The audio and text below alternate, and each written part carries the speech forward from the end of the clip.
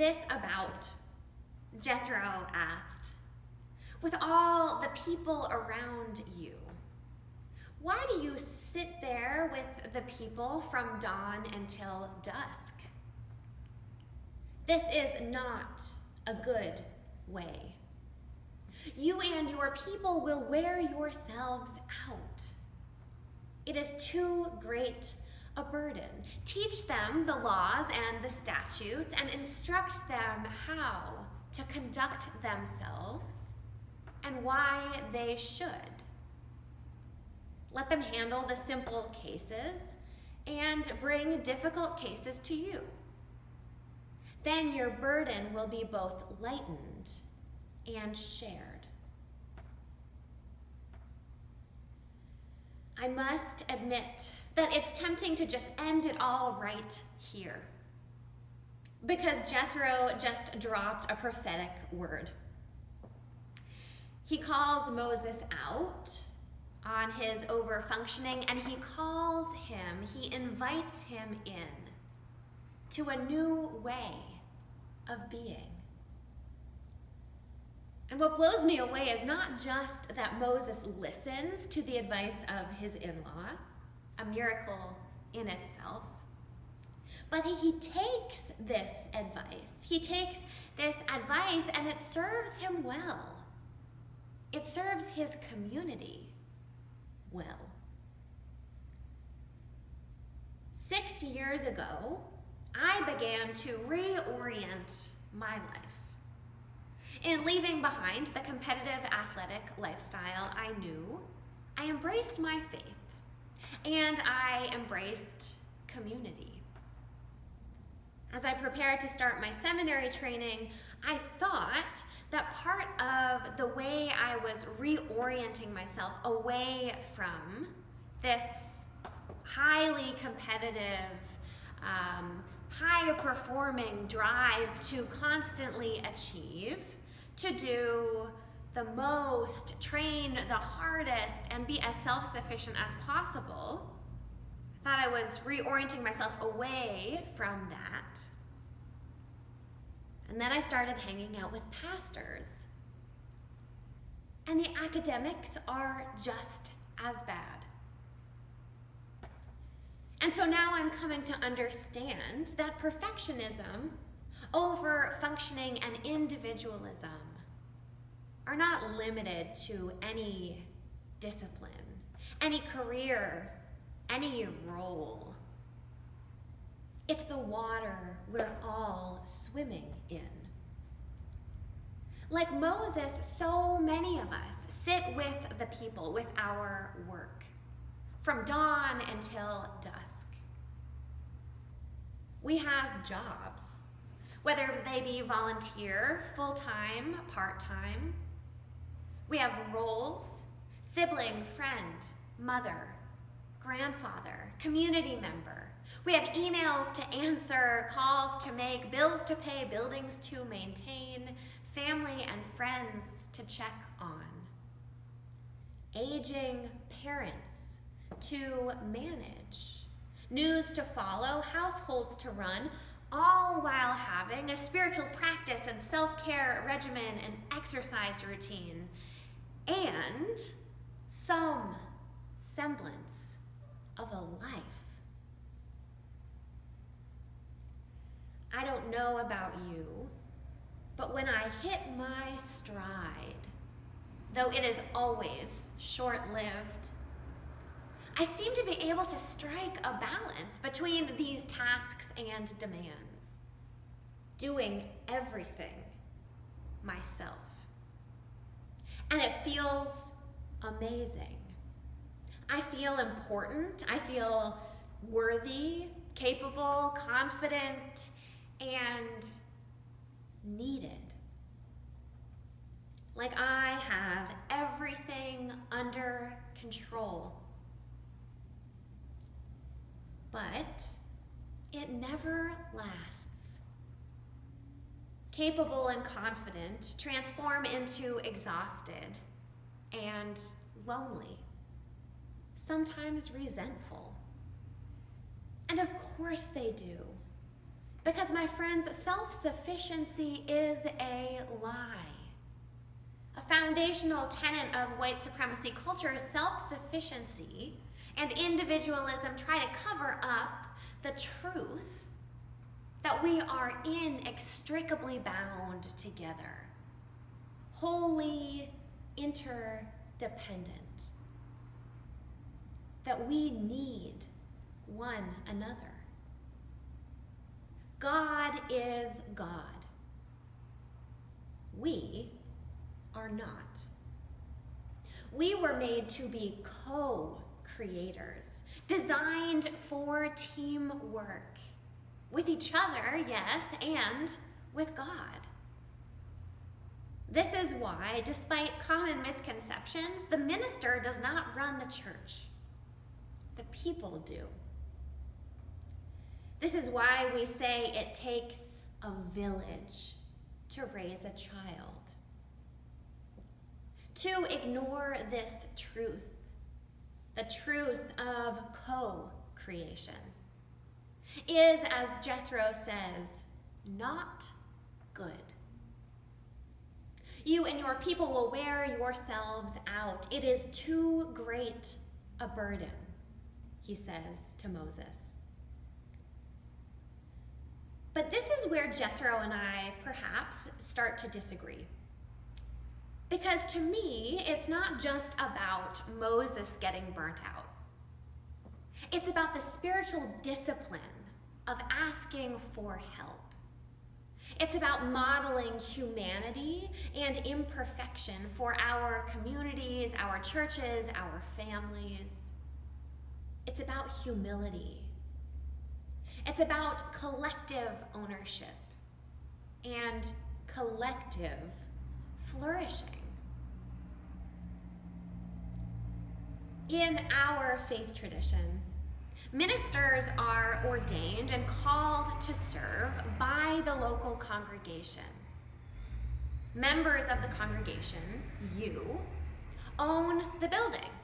Hire the minister, govern yourselves. There are no bishops, for the power rests in the hands of the people.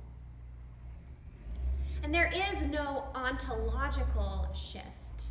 No one person, lay or ordained, is any closer to God than another. Now, of course, like everything in a church, this can be messy at times. But what this polity reflects is the core of our theology. We need one another.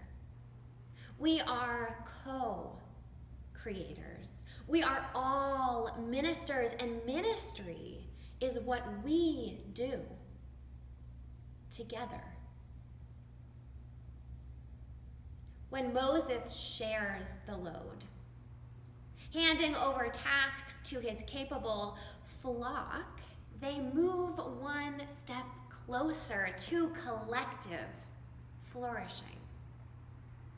You see, their relationships to God, once mediated through Moses, are now in their own hands. They are responsible for and empowered to maintain this relationship, engaging in the deep work of faith, through which one cannot help but be transformed. When the ministry of a community is shared, communal life becomes practice ground for living out our faith in the world. Each relationship, interaction, project, disagreement, course correction, and decision becomes a seed for the formation of a strong, interdependent faith. Becomes a seed that, when tended and nourished in community, will eventually bear the fruit of co-creation. in her beautiful book, How We Show Up. Author Mia Birdsong names that so many of us have an aversion to asking for help. We have an aversion to asking for help. She writes, we do not often think of needing help as a burden. We often think of needing help as a burden. Toxic individualism tells us that we should be able to do it on our own. That if we were strong enough, good enough, capable enough, we wouldn't need help. Sound familiar? But the funny thing is, we love helping. We love helping. As James Luther Adams writes, we love to contribute, to give something. Our best selves, Birdsong writes, get positive feelings from supporting others. When we see someone experience relief or ease or happiness because we have helped them, we are filled. And it reminds us that we are not out here alone. Through her writing, I was introduced to the work of Amaretta Morris, who is rethinking philanthropy and articulates poignantly our call to shared leadership and reciprocal relationships. It's okay to ask for help, she says. In fact, by doing so, you are taking part in the divine circle of giving and receiving. While we often focus on what the request means for the asker or the recipient, we should remember that giving can be transformative for the giver. By not asking for help, you are blocking that flow. Moses was blocking that flow. Pastors often block that flow, as do parents. I bet you block that flow too. I know I do. Because we want to be good, right? To be needed, self-sufficient, strong, important, in control. We want to be worthy. But the truth is that we already are. And when we try to prove it and work for it, we miss opportunities to co-create. The holy work to which we, loved, chosen, saved, and whole already, are called. The divine circle of giving and receiving. Co-creation, teamwork, ministry. A few weeks ago, a colleague asked me a question that I'd like to now ask you all. Do you know how much honey a worker bee makes in its lifetime? Over the course of its entire lifetime, a honeybee produces about 1/12 of a teaspoon of honey. 1/12 of a teaspoon.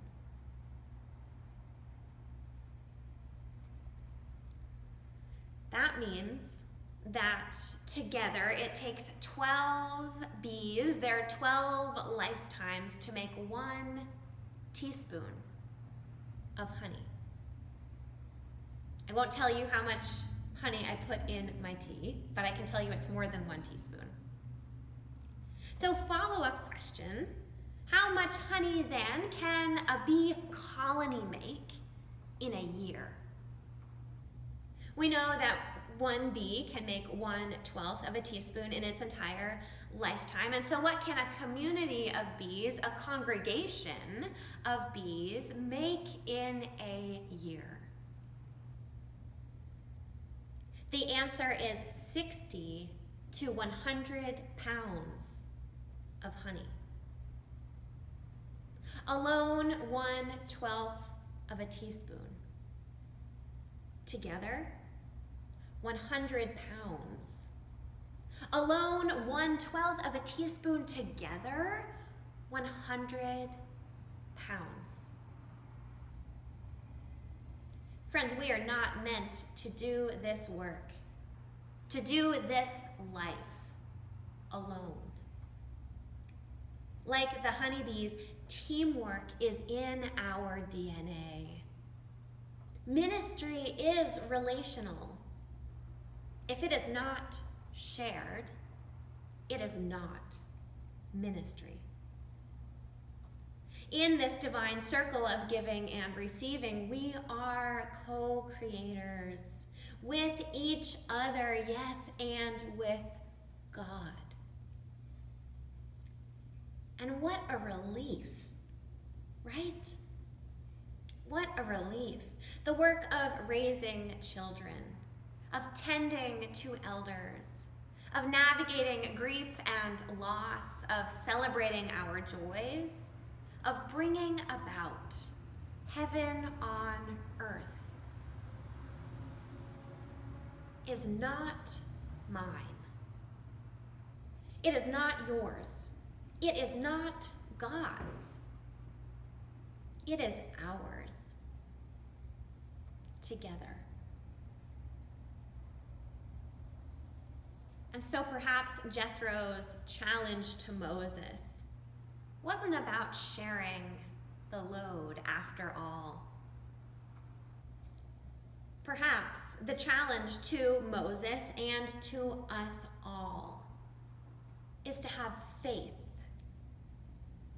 that our 1/12 of a teaspoon in this lifetime, together with all the other 1/12 of a teaspoons, is enough.